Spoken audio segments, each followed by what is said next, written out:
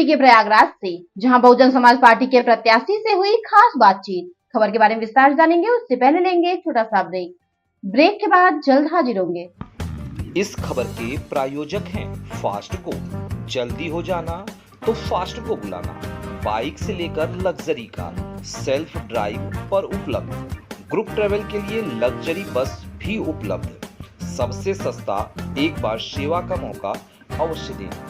WhatsApp करें 9044808808।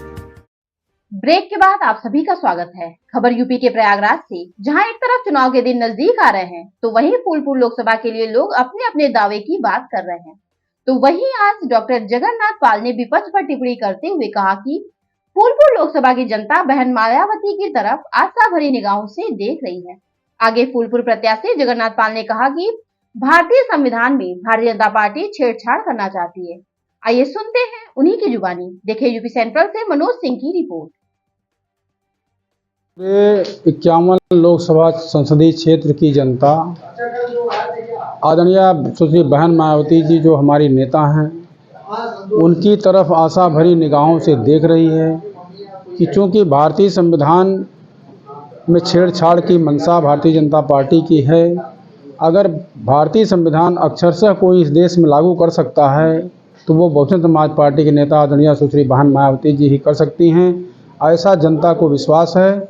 इसलिए सारे के सारे सभी जाति धर्म मजहब के लोग इस समय बहुजन समाज पार्टी के साथ अपने आप वो समर्थन देने के लिए तैयार बैठे हैं और इस क्षेत्र की जनता बहुजन समाज पार्टी के प्रत्याशी को भारी मतों से जिताने जा रही है और यहाँ का सांसद जीत करके आदरणीय बहन जी को देश का प्रधानमंत्री बनाने का काम करेगा।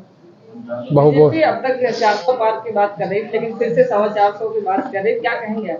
भारतीय जनता पार्टी 400 अगर कह रहे हैं तो उसमें एक जीरो हटा दीजिए, वो 40 पे आ जाएंगे इस बार। और आगे अगर हम बात करें, आप जैसे कि चुनाव हर क्षेत्र में जा रहे हैं, तो प्रवीण पटेल भी चुनाव लड़ रहे हैं, तो उस पर क्या कहेंगे? जनता किस तरफ रुझान कर रही, जनता क्या चाहती है? क्षेत्र की जनता हिसाब मांग रही है। पहली बात, वो फूलपुर के विधायक हैं, 17 से लेकर 22 तक रहे हैं और 22 से फिर दोबारा इनका टर्न। गांव में चले जाइए, सारी सड़कें गड्ढा युक्त हैं, चलने फिरने लायक नहीं है सड़कें, और वहां पर तमाम दुर्घटनाएं हो जा रही हैं। बिजली की व्यवस्था, पानी की व्यवस्था, सड़क की व्यवस्था सब ध्वस्त हो चुकी है।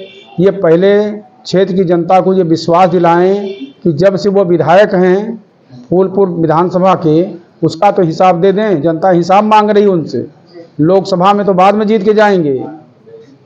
अगर बात करें तो आप शिक्षा, आपका कॉलेज भी है, शिक्षा से आप रिलेटेड है, आप लोगों को निःशुल्क भी शिक्षा देते हैं जो फीस नहीं जमा कर सकते हैं, तो आप क्या इन्हीं मुद्दों को लेकर क्षेत्र में जा रहे हैं?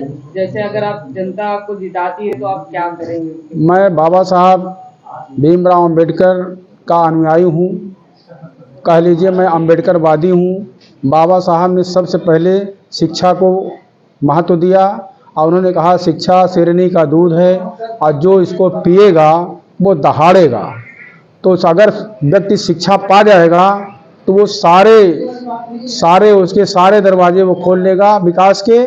और निश्चित रूप से इसलिए मेरा ये उद्देश्य बना है, मेरे जीवन का उद्देश्य है कि कोई भी व्यक्ति, कोई भी बालक पैसे के अभाव में उसकी शिक्षा से वंचित न रहने पाए। इसलिए मैं क्षेत्र की जनता से अपील करता हूं कि इस तरह के अगर बच्चे हैं, इसीलिए हमारे स्कूल में क्लास टॉपर बच्चे सभी फ्री पढ़ते हैं। जो कक्षा टॉप करते हैं उनको निःशुल्क पढ़ाई करता हूं, और जो गरीब बच्चे हैं जो फीस नहीं दे सकते उनको भी मैं पढ़ने के लिए ये कहता हूं कि अगर पैसा नहीं है तो पढ़ाई से वंचित नहीं होना है।